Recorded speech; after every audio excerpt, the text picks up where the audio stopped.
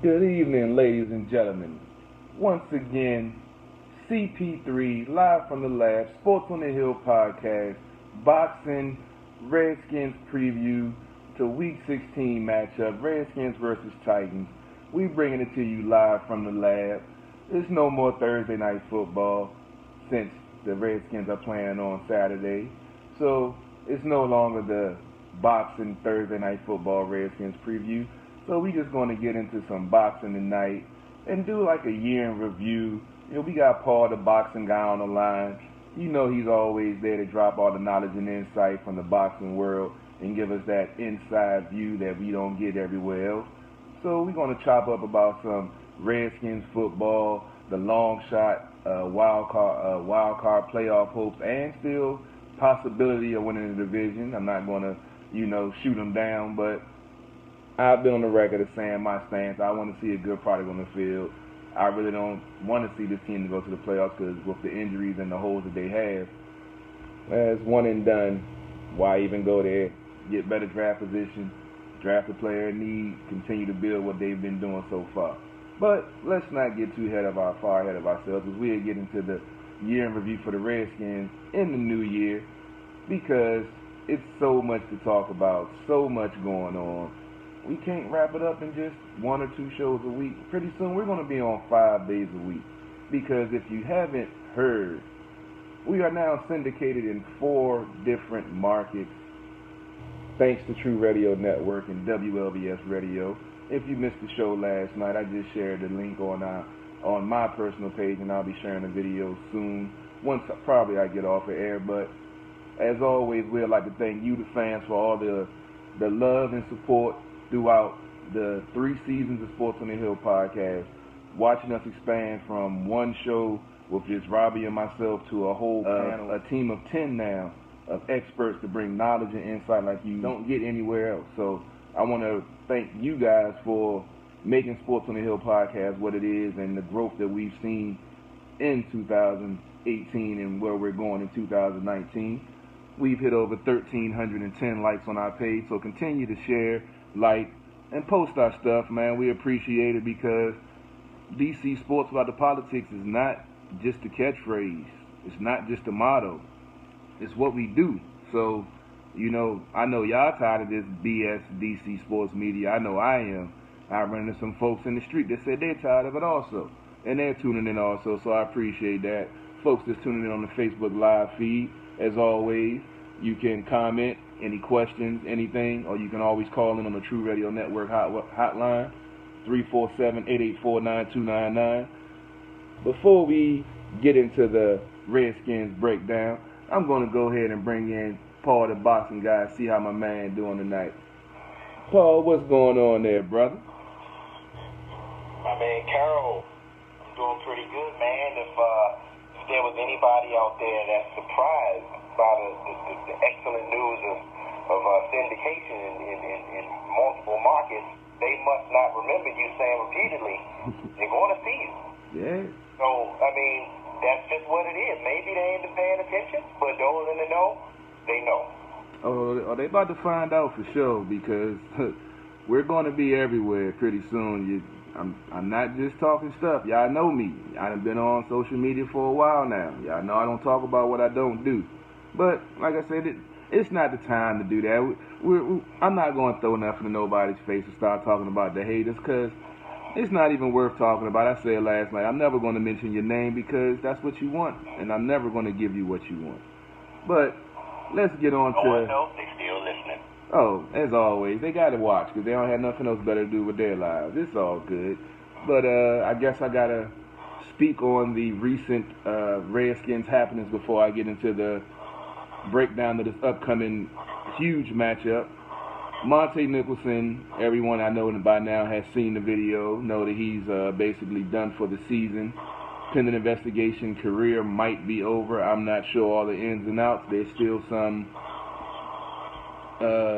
gray areas what's going on. He was able to get bond and get released. The female that he was with was not able to get bond or bail, so I'm not sure what it is. It was all sparked from another couple riding by saying something which sparked it.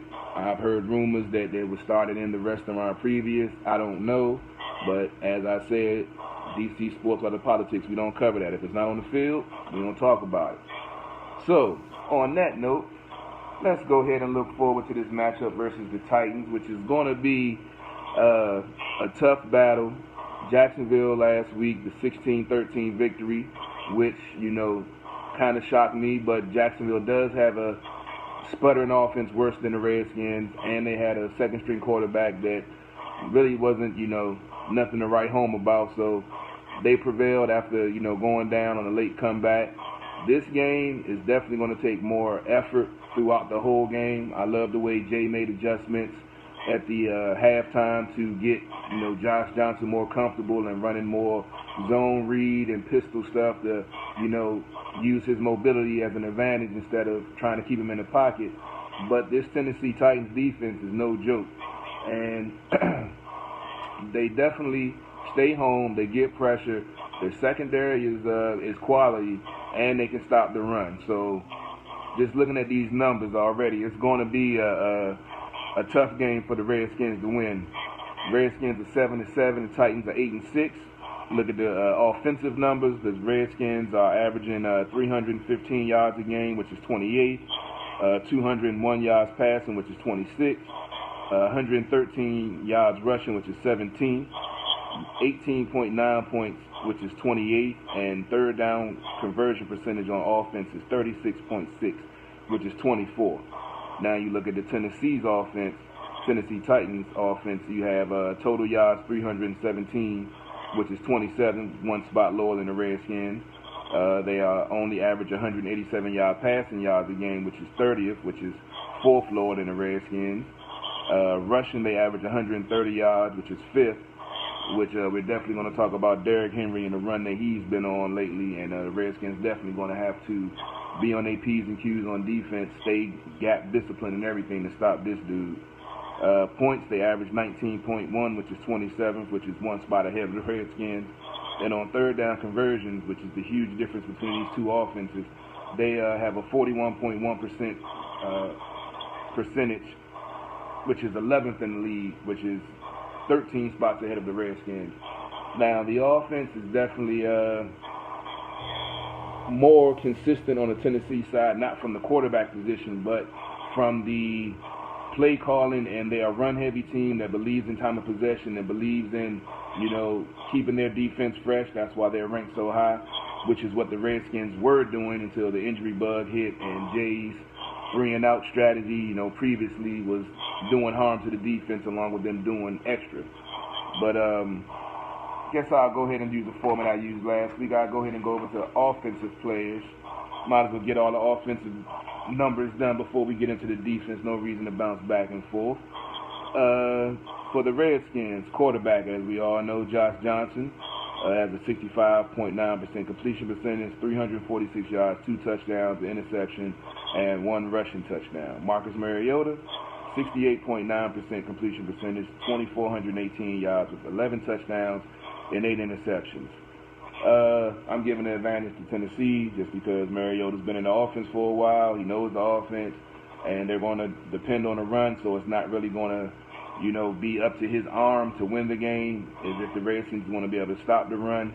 But Mariota definitely has the advantage. Johnson, he can make the best out of this, if he doesn't make, any mistakes, no turnovers, and break the pocket when he needs to. We saw last week he was more of a 1-2 read, and if it wasn't there, then he, broke the pocket. Hopefully, with another week of practice and another week of familiarity in Jay's playbook, he'll be able to make those third and fourth reads before he decides to break the pocket, because there were some underneath routes open last week. But, Paul, I don't know how much of the game you saw between Mariota and Johnson. I know the answer is obviously Mariota, but, what's your take on this matchup at quarterback with these two similarly skilled quarterbacks? I'm definitely going to have to take Mariota on this one. Johnson is what he is. He's an older guy. I mean, he's not too old, but been on a lot of teams. Sure, he's a vet, but he really doesn't have a lot of playing time. He did what he could do last week, and he actually came in and won the game. I think Jay's going to have to continue to make the playbook simplified, and sometimes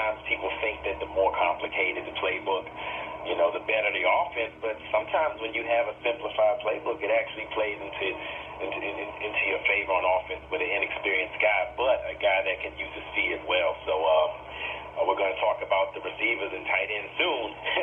So, that's definitely going to come into play, too, when it comes to Johnson's ability this week. But I'm with you, Carol. I'm taking Mariota on this one.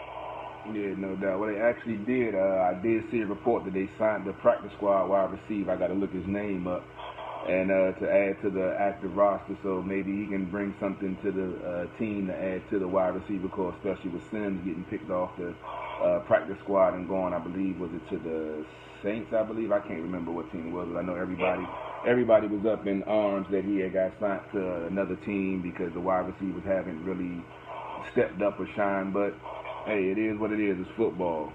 Let's get into the running backs. I think if he had got signed by the Browns, I don't think people would have been. Yeah, you're right. I mean, it is what it is, man.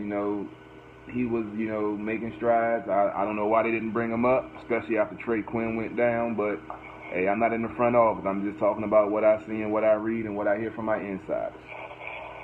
The running game, I mentioned Derrick Henry. I'm going to go ahead and start with the Titans. Derrick Henry, 178 carries, 882 yards, 5 yards per carry with 11 touchdowns.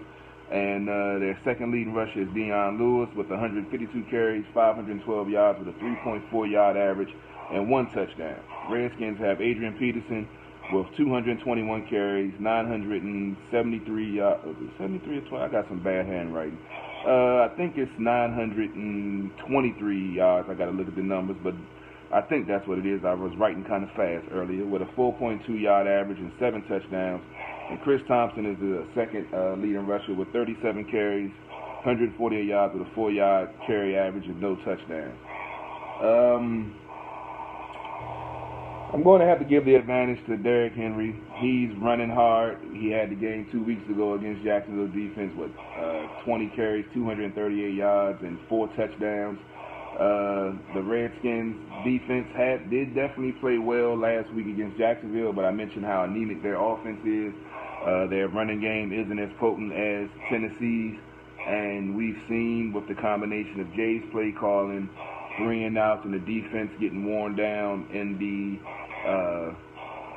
late game that they're going to continue to pound the ball. They have Mariota to run the zone read, so I feel the running game is going to definitely have the advantage of the Titans because they're going to stick with it.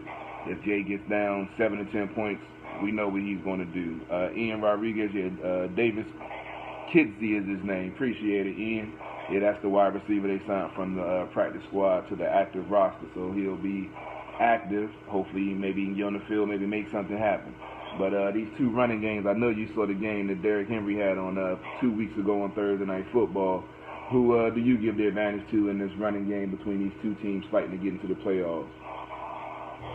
I'm going to give it to the Titans, but I think I'm kind of thinking along the lines of what you're thinking. Not mainly because Derrick Henry is a superior talent to Adrian Peterson, but because they know what the Titans have an identity. They know what they're doing on offense. They stick to the run, and they know when to use them, how to use them. They've used them in spots his whole career so far, and he's now starting to finally, be that premier feature back, getting more carries, and he's showing what he can do. I was astounded, Carol. I didn't realize this guy was 6'3", 246. You don't see running backs usually towering at 6'3" these days, like the 80s. But this guy's a load to bring down. And the good thing is, our guys on the line, they know him very well from the days in Alabama. But I'm giving the edge to the Titans simply because they're going to stick with the run, and I feel as though they don't really need to operate as if they're going to have to score a lot of points because Redskins offense probably not going to put up many points. And the Titans defense shuts you down. Yeah, pretty much. I mean, did you see that 99-yard run he had against Jacksonville? I mean, he broke out the pack quick, but then when they started, hitting, he went into beast mode like Marshawn Lynch and was just like, get off me, I'm getting to the end zone, get off me. It was amazing. If they don't wrap up and tackle, they're going to have a mirror performance of that from him against the Redskins defense. I mean, they for sure can't let him get to the second level because this dude is big. He can run you over. He can break tackles, but he also can blow by you, and that's a freakish mix of speed and size and strength that guy has. Yeah, no doubt, no doubt. As always, appreciate y'all tuning in on the Facebook Live. What's up, Mike? Michael, what's up, West Coast? I see you tuning in. Ian, as always, appreciate it. Raymond, Greg, what's going on, man? Got to holler at you about some more business, too. You might be getting another phone call. But let's get to the wide receivers. Redskins, Josh Doctson, 32 receptions, 469 yards, 12-yard average with 2 touchdowns. Mo Harris with 28 catches, 304 yards with a 10.9-yard average, no touchdowns. And Jamison Crowder, 23 catches for 303 yards with 13.2-yard average with 2 touchdowns. Tennessee, Corey Davis, 57 catches, 798 yards with a 14-yard average and 4 touchdowns. Dion Lewis, the running back, is their second leading receiver with 53 catches, 357 yards with a 6.7-yard average with 1 touchdown. And Taywan Taylor, 32 catches for 394 yards, 12.3-yard average and a touchdown. The wide receivers, they don't really utilize them as much in Tennessee, but you can look at the numbers and see they have more production and they have a lot more trickery in their offense with the running game and the play-action game where they can do things to get their wide receivers open, unlike the Redskins wide receivers haven't been able to get open, and Jay hasn't really schemed or done enough things to find ways to get them open in misdirection plays, or not even trick or gadget plays, but just ways to get people open, like with the zone read when they put the ball in the running back's gut. The linebackers have to freeze to know if it's going to be a run or a pass, and that tight end or that wide receiver is always open right behind the linebacker. That's why the zone read and pistol is so key. You don't have to run out all the time, but it's the threat of the run is what opens up the passing game, which is what's frustrating why Jay doesn't use it more with a mobile quarterback. He did in the second half. Hopefully he does it more throughout the whole game. But wide receiver, got to give it to the Titans. Like I say, Corey Davis, he's been making some nice catches. Dion Lewis, they use him very well out the backfield, wheel route, screen, and he's very elusive, ex-New England Patriot, if you don't remember, and ex-Philadelphia Eagle before he went to the Patriots. And the young kid, Taywan Taylor, he has a huge vertical and leaping radius to catch balls that get thrown high in the air like Mariota likes to do. So, unfortunately, I'm giving the edge to wide receivers to Tennessee in this game also. What about you? Paul? I'm going to go ahead and echo that, giving the edge to Tennessee, especially with the news that Doctson is having back spasms again, and so we may be down him this week, so they already don't have very many playmakers out there, at wide receiver. Already don't really use the running backs as much out of the backfield. Chris Thompson's been banged up. That's typically how it's always been, and the instability at quarterback doesn't help that either. I'm sticking with the Titans with the wide receivers. They got more playmakers, and also a better rapport with Mariota. They've developed with him, and they've helped him develop. So I'm giving the edge receivers to the Titans too. All right, and round it off on the offense, on the skill positions, tight ends, Redskins. I'm going to list Vernon Davis first because I'm not sure the status of Jordan Reed, toe, foot. I'm not sure. But Vernon Davis has 25 catches, 367 yards, 14.7-yard average with 2 touchdowns. Jeremy Sprinkle, 3 catches, 19 yards, 6.3-yard average with 1 touchdown. He got that huge game-time touchdown last week. Yeah, I've been calling for him to be more involved in the offense because he's the best blocking tight end, and he does have decent hands. I don't know why they weren't utilizing him more in the 2-3 tight end set. With the Tennessee, their main 2 tight ends are both injured right now. So they have Anthony Ferkser, which has 16 catches, 201 yards with a 12.6-yard average, 1 touchdown, and Luke Stalker, 14 catches, 143 yards with 10.2-yard average with 1 touchdown.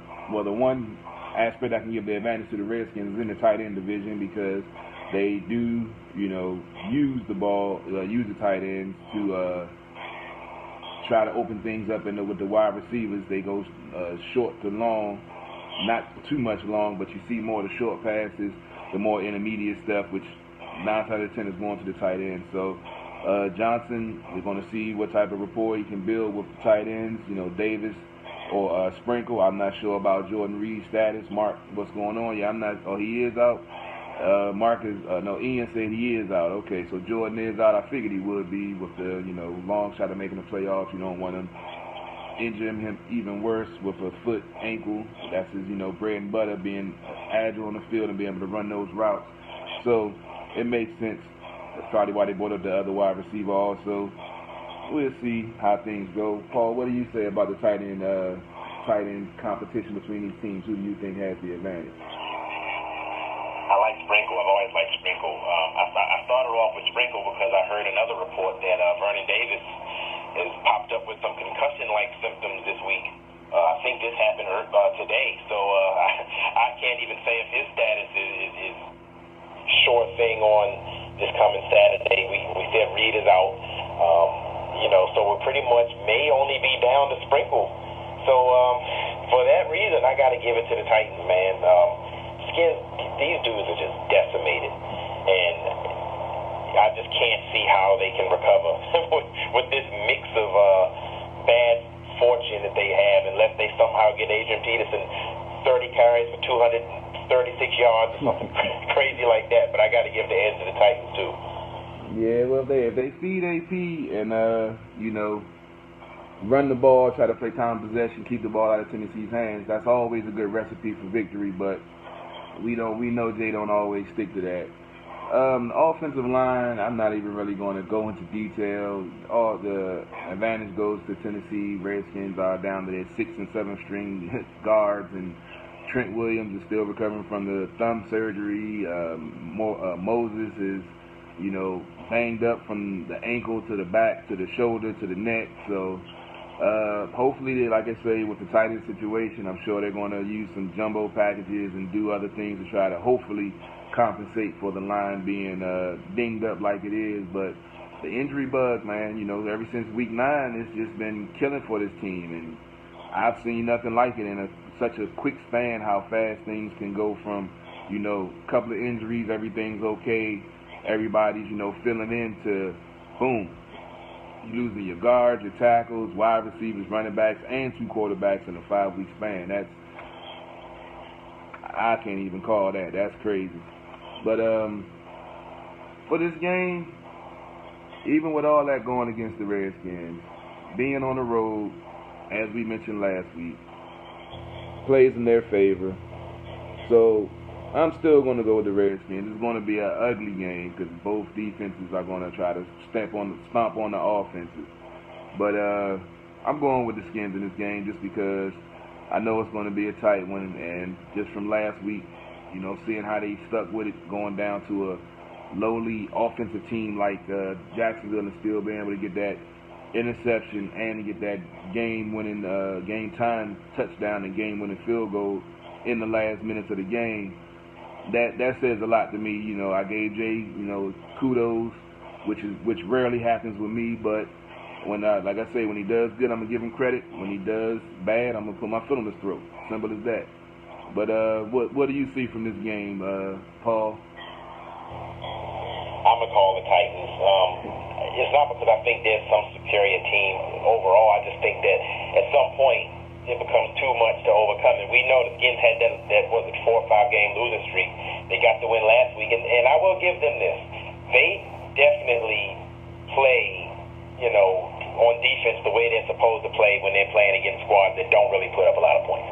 Outside of maybe the Giants, but even though they put up 40, you can't fake though. The Giants do have talent on offense that can explode at any given moment. I do think it's going to be a close game. I don't think it's going to be, Tennessee's going to go off. I feel as though it's going to come down to special teams. Special teams aren't exactly the Redskins' cup of tea always, but I just feel as though field goal kickers are going to come into play, and it's going to be a field position battle. I got Tennessee winning by, I'll say, field goal. All right.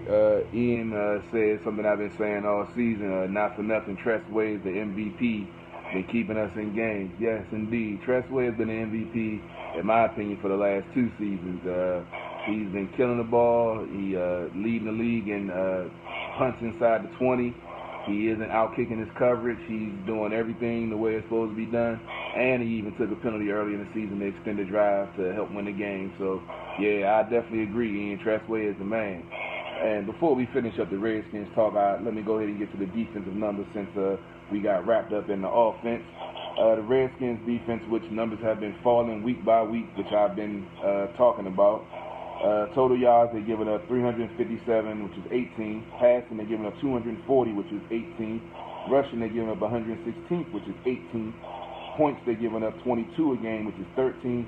And third down conversions, they're giving up 42%, which is 28th in the league. On defense with the Titans, they're giving up 329 yards total offense, which is 7.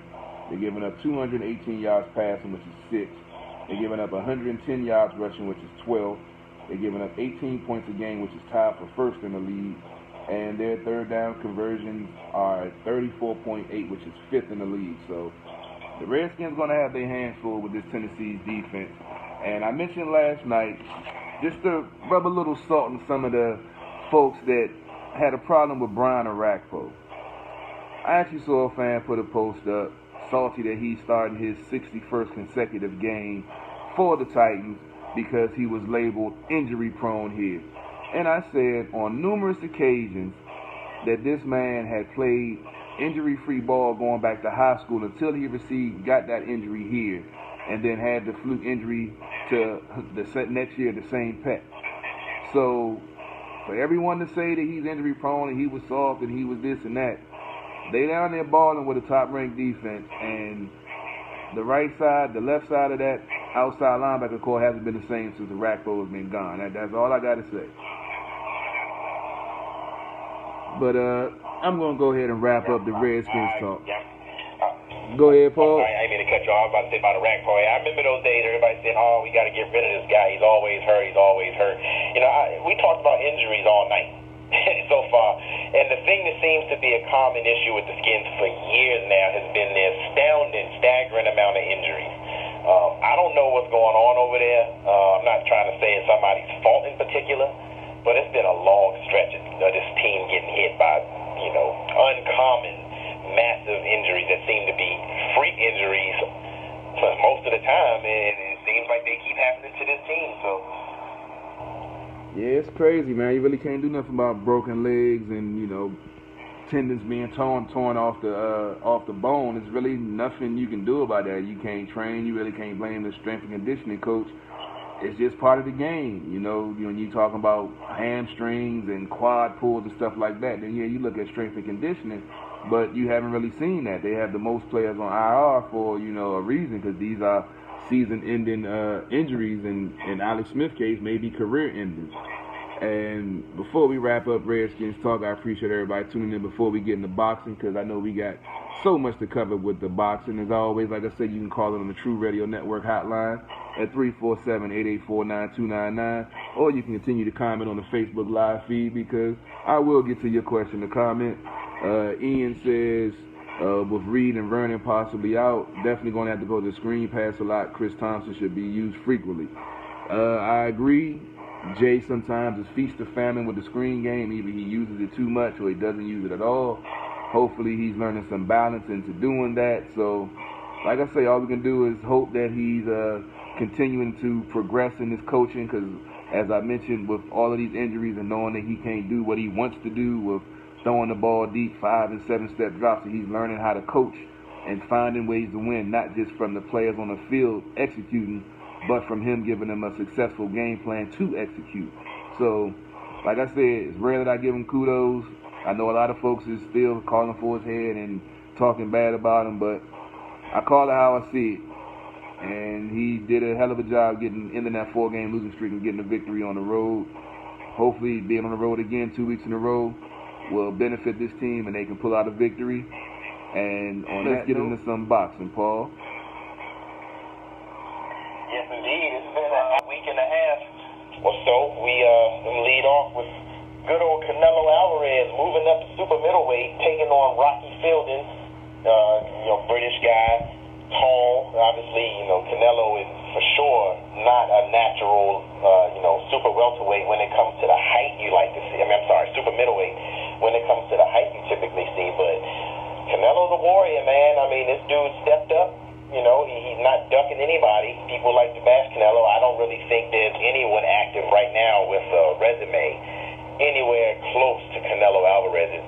This guy moved up to super middleweight, 160 pounds, took on the WBA super middleweight champion, Rocky Fielding, took him down. I mean, he gutted this dude. Canelo is, probably the, body shot artist in boxing pound for pound.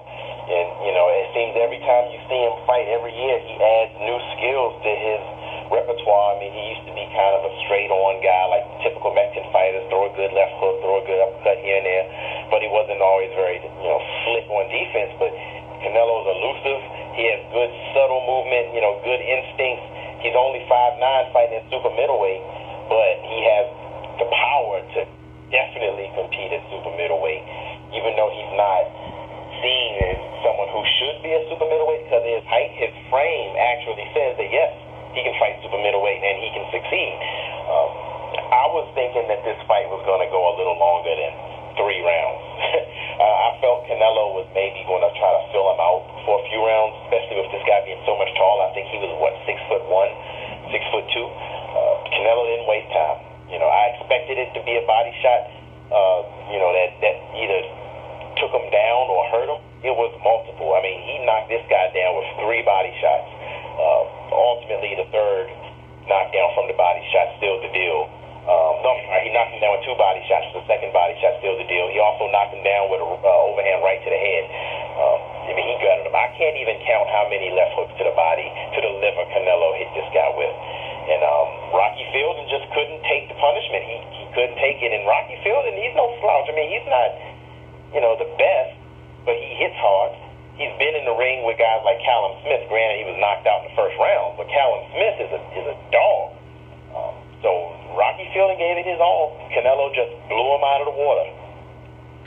Yeah, I've been noticing body punches. We were talking earlier, said, the return of the body punch this year. I've seen some devastating, liver punches and kidney punches this year. But, yeah, I was watching some of the footage you sent me for the commercial you put out.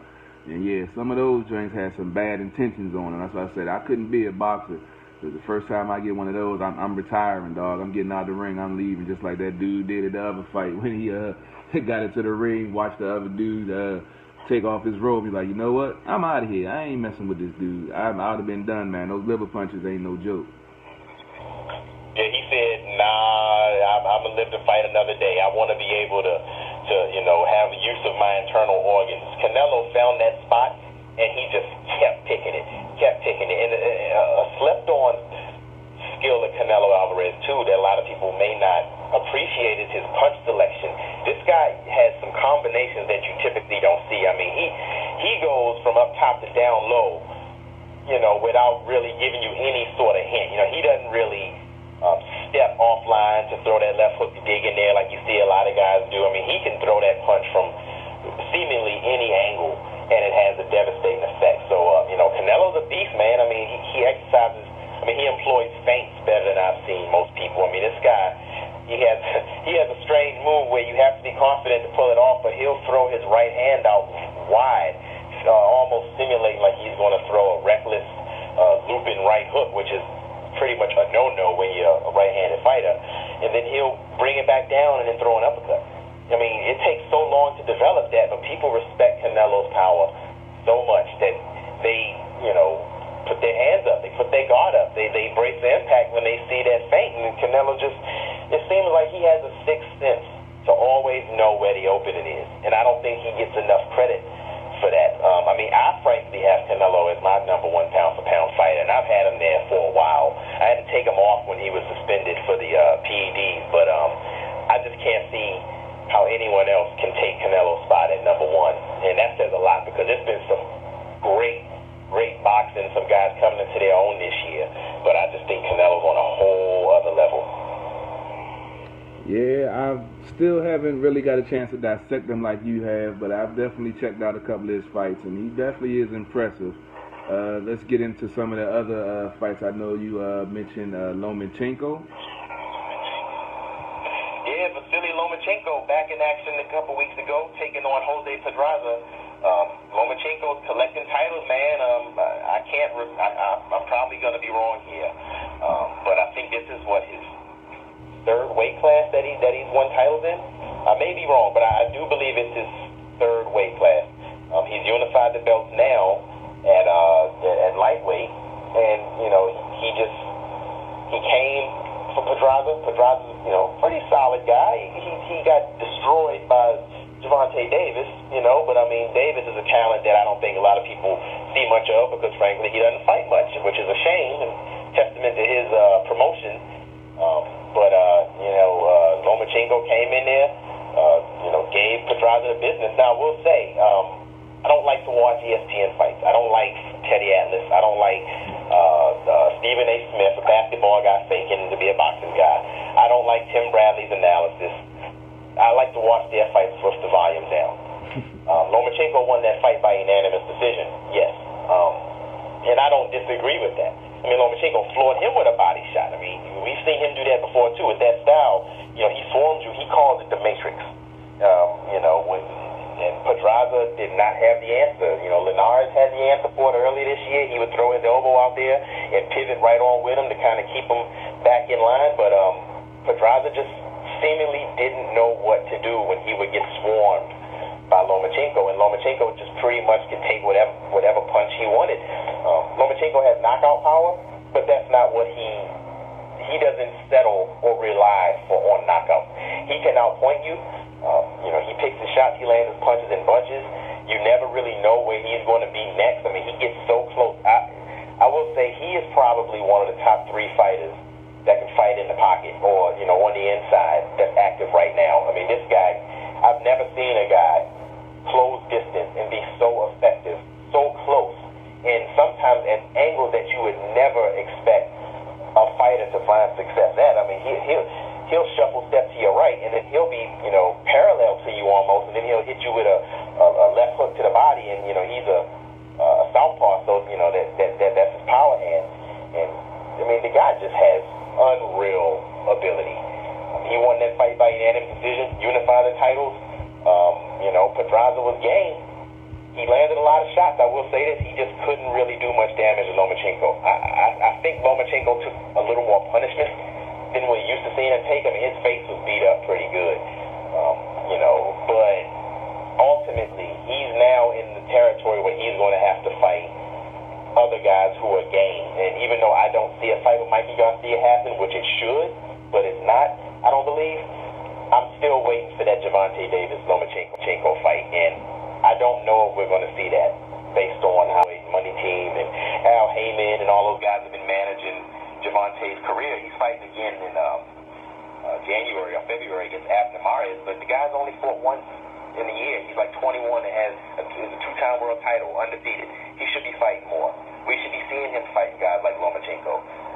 So hopefully that'll be coming up next year. But Lomachenko, once again, showing why he made his case to be pound-for-pound number 1. I'm not going to put him there, even though he had a good year. He beat Rigondeaux. He beat, he made some guys quit. He beat Linares with a body shot, once again. But I can't say he's number 1 pound-for-pound just yet. I want to see him get those fights with the guys like Mikey. I don't think it's going to happen, but this is boxing. It should happen, but we typically don't get what we want in boxing very often. Yeah, no doubt. But, I know you mentioned Lomachenko not having a long history in the fight game, but he's been very impressive in the fights that he's been in, and like you say, unifying the title. So he's definitely put his name in the category of being pound for pound. Once we see, how much further he develops, and, he's still young, so he still has some more growing to do physically, mentally, and in the boxing ring. So it's always going to be time to tell. Time to tell. But I saw we have a couple of fights coming up this weekend. Also, there's another fight we had to recap. Oh, yeah, we got a good weekend coming up, Carol. Look, Carol, I know you know. Anybody who listens to the show knows. I know EJ knows. I've talked about Dillian White ad nauseum on this show, in the heavyweight. I think, even though Tyson Fury is, to me, the most skilled heavyweight, Anthony Joshua is the man. He holds 4 world titles, 3 of them recognized. And Wilder has that, alien-like, supernatural right hand. I think Dillian White is the most dangerous heavyweight. And I'm not saying he's more dangerous than Wilder because, he hits harder than Wilder. I'm not saying that. Wilder's a champion. I'm saying this because Dillian White hasn't had his championship opportunity yet. He holds the WBC Continental title, I think, but those aren't world titles. He's fighting against Derek Chisora, their second fight. And, man, those dudes do not like each other. Their first bout was a split decision, and they were rocking. Dillian White doesn't duck anyone. He's the guy who beat Joshua in the amateurs. He also beat Joshua as a professional, and Joshua's, I want to say, 14th fight before Joshua became champ. He rocked Anthony Joshua, almost knocked him down in the first round with an uppercut, but Joshua ended up coming back with the knockout. Dillian White hasn't lost since. He's been having some spectacular knockouts. He's the first man to knock down Joseph Parker, the former WBA champion that Anthony Joshua just defeated. WBO champion. So, Dillian White is a beast, man. He's been calling out Wilder for so long. Wilder said, I'm not fighting him, he's a peasant. He said that last year, even when he was the top contender. I just think Wilder knows that if he takes that fight, it's a real possibility that he loses and never gets another opportunity to win that belt back. And I will say it's a smart move by Wilder. I'm not one of those guys who say, oh, you duck people, you're a wimp. No, boxing is a business. You want to prolong your career and your marketability and profitability for as long as you possibly can. And a guy like Dillian White, he reminds me of the old days with guys like Bernard Hopkins where people just wouldn't fight him. They didn't want to take the chance. So Dillian White's fighting Derek Chisora. I'm taking Dillian White again. I think Dillian White's going to actually knock him out this time. Chisora's not a slouch though. He's hard-nosed. He's a warrior too. They're going to get in there. They're going to mix it up, and it's going to be entertaining. I'm definitely looking forward to this fight. Problem is, it's hard to find these fights now. With HBO leaving boxing, with Premier Boxing Champions being on Fox and Showtime, with Top Rank, with DAZN now taking a lot of guys. I think this fight is going to be on DAZN, so it's for streaming only. I'm hoping I can find it, but if you want to see a good fight, definitely look at this fight this weekend between Chisora and Dillian White, because that's going to be a brawl, and you won't be disappointed. I mean, it's going to be a war. And if you saw the video for the show, Dillian White, didn't even flinch when Chisora decided to throw a table clear across the room at him, and White didn't even flinch. So it just shows you, man, these dudes, they don't have any love lost, and I'm looking forward to that fight big time. Yeah, so what's the backstory behind that? Yeah, because I saw the video and I was like, okay, yeah, Dillian White didn't move, but dude's going to pick the table up and throw it like he was really upset. You know the backstory behind this this beef that's going on between these two in this second in this rematch from the split from what would you say it was a majority draw last fight? No, it was a split decision for Dillian White. The thing about Chisora is he's not a popular figure. A lot of people don't like him. He's managed now by by David Hay, who himself hated Chisora when they would fight. I mean, they had some wars when they were when David Hay was fighting. Now, I even think that David Hay, either David Hay or Chisora, one of those two, stole the other before one of their fights. It just I guess it was a presser, barehanded. I think David Hay hit Chisora. So, I mean, this guy gets people so angry that they want to punch him in their face. I think the first time, I may be wrong. No, I'm sorry, this is actually David Hay. I mean, there was a time when they were throwing microphone stands and also, it's almost like if you like WWF, watching Chisora, this dude is almost like tables, ladders, and chairs. This guy gets under people's skin. And it's apparently worked for him, but I just don't think it's going to work against White. White's faced him before. White's been here with him before. White knows his game, and White already beat him once.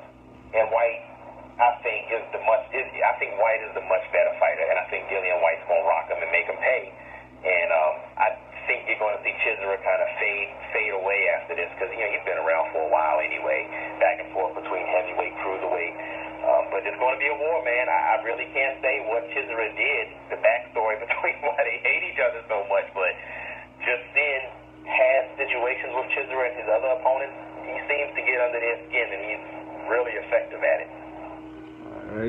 get into the other matchup this weekend that everybody's talking about, the Charlo brothers. I haven't seen them in action, but I've heard you speak about them before, and I've heard other folks talk about them. They're in action this weekend. What they got going on this week? Ain't that on Fox or ESPN or something? It's Premier Boxing Champions, so it'll either be on Fox or Showtime. I don't know if the Charlo brothers, I actually think that they should be on Showtime because they're headlining this event. These two dudes, you know, I mean, it's not that I don't like them, right? I just feel as though they're very good at getting a sense of dominance bestowed upon them because they talk a lot. I mean, these dudes are really, really vocal. These dudes talk a lot. These dudes love to get under people's skin. They love to show up and grandstand. They love to call people out. But a situation that I'm seeing with the Charlo brothers, sort of like I'm seeing with other guys under Al Heyman and Premier Boxing Champions, is they kind of get protected. Now, I will say this. You know, Jamel Charlo, he's actually more accomplished in the ring. He's the super welterweight champ, WBC super welterweight champ. You know, he's fighting against Tony Harrison, a guy who, you know, he's been around. He's fairly decent. You know, he's definitely not a bum by any means. You know, he's been in the ring with some good opponents. You know, Tony Harrison, I think he was in against Swift Jarrett Hurd, you know, local guy, reigning champion. I think he's been in the ring with I think. Was it Triple G? No, I'm sorry, he wasn't against Triple G. But he did lose that fight to Jarrett Hurd. But, you know, he's all right. But I don't think he's going to beat Jamel Charlo. And these dudes, they're talented, yes. They have good counter-punching abilities, yes. They're warriors. They like to mix it up. They'll fight. But the next portions of their careers is going to be telling because now they're in a position where they're going to have to start defending these titles and fighting other guys for their titles. And the opposition at anywhere from welterweight to super middleweight is crazy. You know, Deontay Wilder's another guy promoted by Al Heyman, and you know, we all talked about his record kind of not being as impressive as it looks. I'm gonna say Jamel Charlo's record is, you know, it's solid. It's pretty good. He beat Austin Trout. I think his brother beat Austin Trout. Canelo beat Austin Trout. I think everybody's beating Austin Trout. But there's really not many names on Jamal Charlo's record that kind of says a lot about what to expect from him. You know, granted, he has a higher knockout ratio than his brother, I believe. But, you know, he's supposed to be fighting a winner. Whoever wins this fight, he's fighting a replacement guy, a guy from Russia. Willie Monroe Jr. was his original opponent. He tested positive for some PED, and this Russian guy stepped in at the last minute, which can be dangerous for the Russian guy, but it can also be dangerous for Charlo because you don't really know what this guy's going to bring to the table. Granted, he's an older guy, so I think Charlo's going to whoop him. But the order from the WBC is whoever wins this fight is supposed to come up and fight Triple G next. And Triple G's a big name. Triple G hits hard, but Triple G's like 36. And even though I did say I'm not too impressed with Jamal Charlo's resume, he's young, he's talented, he's skillful, he's athletic, he's a warrior. And Triple G, let's face it, he hadn't looked very dominating over his last few fights ever since he came against Danny Jacobs. And I think if it wasn't for that early round knockdown that Triple G landed against Jacobs, Triple G would have had his first loss that night and not against Canelo. So I'm thinking Jamal Charlo, I would take Jamal Charlo in a fight over Triple G, but he has to get past this Russian guy this weekend, which I wholly expect him to do. And hopefully, you know, next year, 2019, we can start seeing him and Jamel get these, you know, fights with these other guys in their primes, you know, fights with Jarrett Hurd, fights with, Triple G. You know, maybe Canelo comes back down. You know, it's a lot of fights that could be made at these weight classes. And I'm hoping that these two guys pull off victory this weekend and we can see what's next in store for them so they can kind of prove some people wrong who may not believe them and prove some people right who've been hyping them up for quite a while now. Yeah, it's definitely gonna be interesting. Like I said, I haven't seen them fight. I've heard their names recently, and like I said, with you guys talking about it, and since I've been watching more boxing lately, since we've had the show, I've heard their name mentioned, but I haven't seen them in action yet. So I don't think I have anything on my schedule. Damn, the Redskins play at 4:30. Got the post game after that. So yeah, I should be free by the time they fight. So hopefully I should be able to check out their fight this weekend. And since this is, that's pretty much the last fight that we have highlighted for this weekend, I guess we'll go ahead and get into the year in review, starting for this show that started out just as a boxing and MMA show. Then it turned into a boxing, MMA, WNBA show. And somehow it turned into a boxing, MMA, Thursday night football show. And then now it's Wednesday, now it's Redskins weekly breakdown, boxing, MMA, and Thursday night. It's just, like I say, so much is expanding and happening with the show and the network. It's a beautiful thing. And I see I got my man Robbie on hold. He's been listening in, the co-host and original co-host of Sports on the Hill podcast. It's only right that we have him on the line, even though he hasn't been able to call into the Thursday night shows as often as he would like to. But he's one of the founding fathers of this Sports on the Hill podcast movement. How you doing tonight, Robbie? I'm doing awesome. I've been listening to the whole show. You guys are killing it, as always. It's been an interesting week for sports, for PC Sports. I was a little disappointed last night with that hockey game, but the Redskins killed it. We had a good weekend. We had a great show on Monday, and it's been a great year so far. So it's been a lot of fun. So. No doubt, no doubt. So I know you only got a couple of more days in school, and what do you have planned for this holiday weekend? Paul, I'm going to get to you, but you got so many kids, so I know it's going to take a long time to get through what you got going on. Robbie only got one now, so he'll be a little quicker. Yeah, for sure. For sure. Zach and Liz are already down in Texas, and so I'm going to be joining them shortly on a 6 o'clock in the morning flight out of Dallas, which anyone from the D.C. area knows that is going to be one crazy early morning for me. Big time. One of the biggest travel days of the year, which is why I'm doing the first flight out. It should be fun going to Texas for 4 days and then heading off to Grand Cayman and taking Zach on his first international trip. So it should be a lot of fun, and excited to go with Liz's parents and my parents. And all 7 of us will be under one house for the first time, so it'll be good. Yeah. So I'm looking forward to it, but got so much planned. I'm excited. I've just been working on a new podcast partnership program, and so I'll be really excited to start that up next year. So a lot more to come on that front soon, so that'll be a lot of fun. And it's been great. If you want to check out all of our episodes, SportsOTHP.com. We have every episode from this entire year posted to there. In fact, in just a few minutes, will post the Wednesday show and tonight's show after we're done with the show tonight. And Carol, I love your Wednesday show. You've been killing it. It's been a lot of fun. I was watching that back this evening, and it's really exciting to see how far we've come and what we'll do next. And yes, I highly encourage people, if they've missed anything this year, go to SportsOTHP.com. I got you covered. We got episodes on everything, dating all the way back to us winning the cup, the reaction, the fan show afterwards, the podcast with Haley Skrupa, gold medalist. We had podcasts with Doc Walker, and it's just we've done so many cool things, going to a lot of live sporting events. It's been an incredible year, and I look forward to expanding into even more teams in 2019. We now have 2 more DC teams that are joining the area in the Capital City Go-Go, and obviously whatever the XFL team is going to be, that will be playing where DC United currently plays at New Audi Field. So we're covering even more sports in Season 4 when we get to that in 2019. We'll expand, I think, to at least 10 teams at that point. So we did 8 this year, which is incredible for 2018. We're going to try to outdo that in 2019. But yeah, it's been awesome. I want to thank Paul for everything that he's done,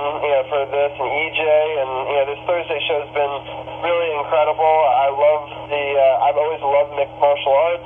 I love boxing. I don't know enough about it, but you guys keep me in the know, and I feel like I've been able to keep up to date with boxing and MMA so much better this year than I have in any previous year. So I want to thank both you, Paul, and EJ for all that you guys have done, and the whole team. I mean, Brian Brennan, to Tim, to Mike, to Anna Kay, to Dujanet. We got so many people as part of the Sports on the Hill podcast team. It's been quite a run, and I really appreciate everybody for being a part of it, and I look forward to so much more in 2019. Thanks, Robbie. I definitely appreciate that, and I tell Carol this all the time. And living in Charlotte, far away from home in the D.C. area, I get a lot. I mean, by a lot, I mean a vast majority of my news and info on the Redskins from you guys, from Sports on the Hill, from the network. So, I'm definitely appreciative too, because if it wasn't for you guys, I'd probably know more about the Panthers than I know about the Redskins and the Nationals, and the Cats too. So, thanks, Robbie. I definitely appreciate you too.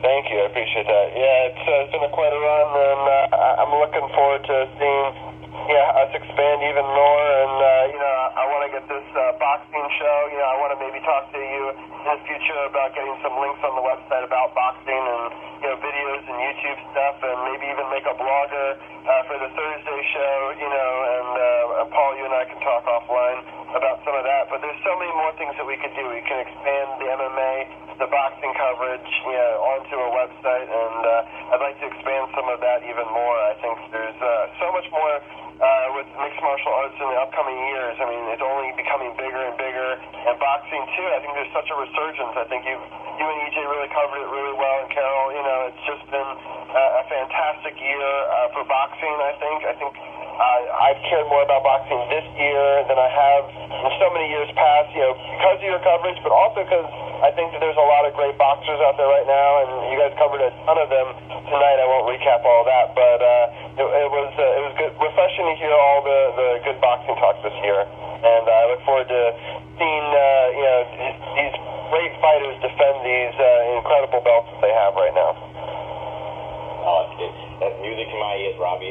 It's always great when boxing gets more attention. It's been down, and like you stated a minute ago, even I was kind of down on it for a few years, and I felt after Floyd left, I was concerned about what was going to happen, but like you said, Robbie, it's been a resurgence over the last couple years, and I'm definitely happy that we can kind of start to introduce some of these newer young names to more people, and hopefully this is only a sign of more things to come in the sport. And we're definitely going to keep on bringing them as they come. Sure. Yes, indeed. But yeah, Paul, definitely appreciate all the hard work, all the videos, and all the effort you put in. And with things picking up on the network, and since we only on every other Thursday, we have another show that's on the opposite Thursday of us. They're doing pretty well right now, and so the show might be moving. Depending on how things go, we got some negotiations to work out, but we might turn this into an every week thing instead of an every other week thing, along with the other show that's every other week, because like I say, we're expanding. We got folks that want to hear the show, so we're going to give the people what they want, because that's what we do. So it's about 10 o'clock. It's getting a little late. I know it's the holiday hour. I'm in here watching some NHL. Got Chicago up 3-1 over Dallas. And just chilling in the lab, probably make some beats later on tonight, probably put another video out, who knows, it's something's going to come out from Sports on the Hill podcast, the True Radio Network, on a daily basis, if not an hourly basis, depending on what I'm doing throughout the day. So, Paul, anything else you want to end out this episode, this end of the year 2018 episode with before we get out of here for tonight? Yeah, just real quick, kind of want to touch back on what Robbie was saying a second ago. 2018 was an epic year. I've been following Anthony Joshua since Joshua was an Olympian. Before he made his pro debut, I was predicting he was going to be the world champ, and that's where he is. I predicted earlier this year, Carol, I stated I don't think we're going to see Wilder and Joshua in 2018. At the time, everyone assumed we were, but it just didn't feel right. We didn't see it. see Tyson Fury make his return. Me and EJ talked about him frequently. Dillian White made a name for himself. A lot of guys taking big steps. Mikey Garcia stepping up. Errol Spence, becoming more of a household name. Terrence Crawford stepping up, winning titles, unifying. We got great fights, pretty much every single month. We got local Maryland DMV fellow, Jared Hurd, doing big things. We got an Alexandria brother, real good guy, Brandon Quarles, stepping up and getting fights at Barclays Center, on the big stage and showing his thing. We had Flip on here, who's training one of the top two amateurs in the country out of DC. We got more fights coming up. 2019, Errol Spence fighting Mikey Garcia, but Keith Thurman making his return. We had Sean Porter and Danny Garcia have a war. We got Pacquiao fighting Adrian Barona, which I'm really interested to see because it's it's going to be a spectacle. So 2018 was epic, and I think 2019 is going to be even more epic, especially when these heavyweights start to get straightened out and we get this unfold. So if you like 2018, definitely tune in 2019 because it's going to be even more. Couldn't agree more with you, Paul. I couldn't agree more with you, Paul. Robbie, you got any quick shout-outs before you get out of here and get to bed so you can take that early flight in the morning? Yeah, luckily it's not tomorrow morning, it's Saturday morning. But tomorrow I do have early work. I'll give a quick shout out obviously to my the family in Texas and everyone all over and all my friends, and thank everyone for an awesome 2018. It's definitely been probably the best year of my life. We won the Stanley Cup and my son was born, so it's been an awesome year. 2019 is a lot to live up to in my mind, but I'm excited to see what it will bring, and hopefully maybe a back-to-back. That would be pretty awesome. But it's been a great year, and I appreciate both of you guys, and I look forward to next year. No doubt, that will be sweet, back-to-back. But all right, Robbie, I'll let you go ahead and get out of here before we wrap up. Appreciate you taking the time. Appreciate all you do for the show and the network. And yeah, 2019 is buckle y'all seatbelts. It's going to be a wild ride, y'all. I have no idea what we have in store for the network and for Sports on the Hill podcast. But Robbie, as always, appreciated. I'll rap to you later on, and you have a good night. Thank you. All right. All right, Paul, I know you got the Army you probably wore out from. I'll let you go ahead and wind down. Hopefully all of them in the bed by now. So let the folks know where they can find you at and some of the stuff you got upcoming for the new year also. Yes, indeed. I'm on Instagram. You can catch me at Pugilist_HQ, PUGILIST_HQ. Posting videos, advertisements for the show, boxing stuff on there. I'm not retired from True Talk now. It's been a while since I've been on because, me and Carol talk. I got an Army. It's been a year of transition for me too, getting accustomed to new schedules and had another baby born myself. So I'm not on Tuesdays on True Talk as much, but regardless, tune in. I mean, I'm not the man. Black GOP is the man. We got Katara. She's the woman. So tune in, man. True Radio Network Tuesday nights. 8 p.m. typically, sometimes 9, sometimes 10, but it's always a notice in advance. So follow on Instagram, follow on Facebook, and definitely tune in. No doubt, brother. I appreciate it as always, man. Appreciate the time and effort. You go ahead and chill out. You have a happy holidays and a happy New Year. Like I said, this will probably be the last broadcast for Sports on the Hill podcast this year, Thursday night or Monday night. But I'll probably do a Facebook Live for the next upcoming weeks just to keep you guys in the know, just to make sure y'all know we still covering DC sports like nobody else. So, Paul, I'm going to let you get out of here before I throw the parting song on for this show and get back to relaxing in the lab and doing some more productive activities. But as always, man, appreciate it. You have a good night, and I'll holler at you later on, bro. Thanks, brother. You too. Happy New Year, Merry Christmas, Happy Holidays in advance. I know I'm going to talk to you between now and then, but just want to say it anyway. And also, Happy Holidays, Merry Christmas, Happy New Year to everyone else out there listening, everybody on the network. No doubt, no doubt. All right, Paul, you have a good night, and I'll holler at you later on, bro. Yes, indeed. You too now. All right. Alright, appreciate everybody tuning in on the Facebook live feed, on the listening online. You know, check out the videos after I post them on the YouTube channel if you haven't got a chance to check them out live. As I say, without you guys, this would not be possible. This movement would not be going the way it is, and wouldn't be progressing as far as it has in the not even 3 years of its existence. So, from the bottom of my heart, from the dream that I started, from a vision that I had years ago, I truly appreciate all of what you guys do to keep us up and running, all the inboxes I get, all the personal messages, you know, saying we're doing a good job, saying you appreciate the work that we do. Like Paul said, we give them the, you know, outside of the DMV, and we give them, you know, the coverage that they don't get elsewhere. So this is why I do it, man. This is why we do it. This is why we started this thing, and we want to keep on taking it to the next level. So, saying that, 2018 was a great year for Sports on the Hill podcast and True Radio Network. 2019 is going to be even better because we're working on some bigger and better things. And I'm not even going to get into it right now because we don't talk about it before we do it. We shine and we do it, and then we tell you about it. Because that's what we do, and that's what I do. So, I'm going to get out of here with the roots. I would not apologize. I'm going to end this Facebook live feed now. Appreciate y'all tuning in. Happy holidays, Merry Christmas. But you will see me again before then. But like I said, it needs to be said with Christmas coming up next week. And I'm in this feed now, so y'all have a good night and be blessed.